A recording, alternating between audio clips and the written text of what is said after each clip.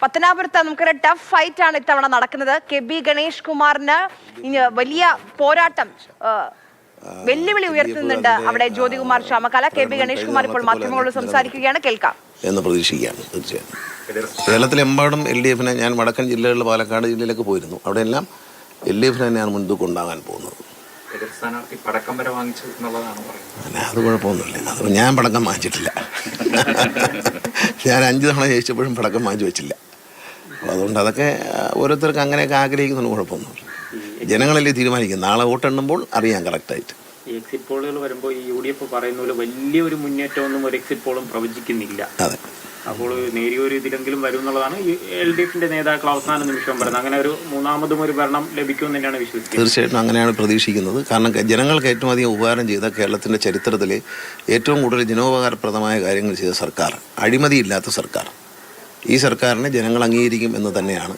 പിന്നെ മതേതര നിലപാടുകൾ സ്വീകരിക്കുകയും മതന്യൂനപക്ഷങ്ങൾക്ക് സംരക്ഷണം നൽകുകയും ചെയ്ത ഒരു സർക്കാർ മുന്നണിയുമാണ് LDF. അപ്പോൾ അത്തരത്തിലുള്ള തമ്മിലടിയില്ലാതെ നല്ല രീതിയിൽ കാര്യങ്ങൾ, അനാവശ്യ വിവാദങ്ങൾ സൃഷ്ടിക്കാതെ മുന്നോട്ട് പോയൊരു സർക്കാരാണ്. ആ സർക്കാരിനെ ഇഷ്ടത്തോടെ വീണ്ടും തിരഞ്ഞെടുക്കുമെന്നുള്ളതാണ്.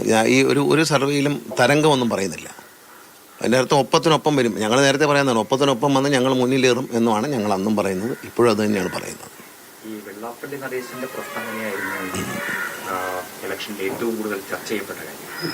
അപ്പം അതിലൊരു സാമുദായികമായ ധ്രുവീകരണം ഉണ്ടായിട്ടുണ്ട് എന്ന് UDF പ്രതീക്ഷിക്കുന്നുണ്ട്. LDF അങ്ങനെ പ്രതീക്ഷിക്കുന്നുണ്ട്. മധ്യ കേരളം ഇല്ല, മലബാറിൽ മലപ്പുറം ജില്ലയിൽ ലീഗിന് മുൻതൂക്കമുള്ള സ്ഥലമാണ്. അവിടെ ലീഗിന് കിട്ടുന്ന സീറ്റ് നേരത്തെയും കിട്ടിയിട്ടുണ്ട്, ഇനിയും കിട്ടുന്നതിലും നമ്മളെതിരെ അഭിപ്രായമില്ല. അതവിടെ കാണും. അത് UDFന്റെ കയ്യിലുള്ളതാണ്. അഡീഷണലായിട്ട് കിട്ടുന്നതിനെ കുറിച്ചാണ്. പിന്നെ ഈ വെള്ളാപ്പള്ളി നടേശൻ പറയുന്ന കാര്യങ്ങളൊക്കെ ജനങ്ങൾ മുഖവിലേക്ക് എടുത്തു. അതിൻ്റെ പേരിൽ വൈരാഗ്യത്തോടെ പെരുമാറുന്നൊക്കെ പറയാൻ വെള്ളാപ്പള്ളി നടേശൻ LDFന്റെ ഭാഗമൊന്നുമല്ലല്ലോ. അതുകൊണ്ട് അതിനൊന്നും സാധ്യതയൊന്നുമില്ല. കാരണം അദ്ദേഹത്തിൻ്റെ അഭിപ്രായങ്ങൾ പറയുന്നു, അത് കേൾക്കുന്നവർ ഇവിടെ കൂടെ കേൾക്കുന്നു, ഇവിടെ കൂടെ വിടുന്നു. അങ്ങനെ അത് അങ്ങനെ ചിന്തിക്കുന്നുള്ളൂ. ഇത് സീരിയസ് ആയിട്ട് എടുത്താൽ പിന്നെ എന്നും വിഷമിക്കാനല്ലേ സമയം കാണും. അദ്ദേഹത്തിൻ്റെ വാക്കുകൾ സീരിയസ് ആയിട്ട് എടുത്തു കഴിഞ്ഞാൽ പിന്നെ മനുഷ്യനെ എന്നും വിഷമിക്കാനല്ലേ സമയം കാണും. അതുകൊണ്ട് അത് ആരും സീരിയസ് ആയിട്ട് എടുക്കുമെന്ന് എനിക്ക് തോന്നുന്നില്ല. അത് പഞ്ചായത്ത് ഇലക്ഷനിൽ കുറച്ച് ചർച്ച ചെയ്തിരുന്നു എന്നുള്ളത് ശരിയാണ്. ഈ ഇലക്ഷനിൽ അത്തരം വിഷയങ്ങളല്ല ചർച്ച ചെയ്ത്, പ്രധാനമായിട്ടും വികസന വിഷയങ്ങളാണ്. പത്തനാപുരത്തെ സംബന്ധിച്ച് വികസന വിഷയങ്ങളാണ് ഞങ്ങൾ ചർച്ച ചെയ്തത്. UDF ചർച്ച ചെയ്ത് വേറെ ചില വിഷയങ്ങളാണ്. അതിൻ്റെ റിസൾട്ട് നാളെ രാവിലെ അറിയാം.